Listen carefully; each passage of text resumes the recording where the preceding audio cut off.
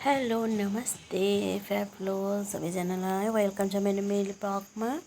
आज चाहिँ हामी गएको थियौँ एमएम राई पूजामा। आज बुद्ध जयन्तीको दिन थिएँ। त्यहाँनिर हामीले राई मन्दिरमा पूजाहरू गरी एकछिन घुमेँ र यहाँनिर मेरो भदैनीहरू पनि उसको पनि डान्स कम्पिटिसनमा थियो र यिनीहरू चाहिँ नाचिसकेको रहेछ अगाडि। त्यही भएर म चाहिँ मेरो बहिनी गाउँको बहिनी अन्त यहाँ म चाहिँ भदैनीहरूलाई जिस्काउँदै फोटोहरू खिच्दै भिडियोहरू गरिदिइरहेको थिएँ र हामीले एकछिन पछि फेरि यिनीहरूको डान्स सुरु भयो। अन्त यहाँनिर डान्सहरू गर्दैछ यिनीहरूको होइन। हामी यता त्यता यस्तो डान्सहरू हेर्नु चाहिँ साह्रै मजा आउँछ होइन, मजा पनि लाग्छ।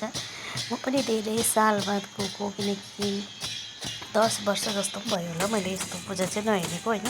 बिहा गरेपछि त्यस्तै हुन्छ, जानु पाउँदैन कता कता। र आज चाहिँ डान्स हेर्दैछु, हेरिदिनु होला यो डान्सहरू।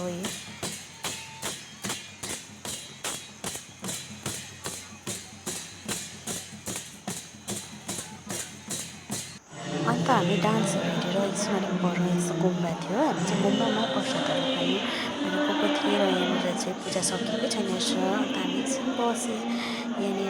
त्यसपछि हामी चाहिँ फर्केर आएर यहाँ चाहिँ छ वाचिपा। अब राईहरूको पूजामा त वाचिपा हुनै पर्यो होइन, प्रसाद यही हो।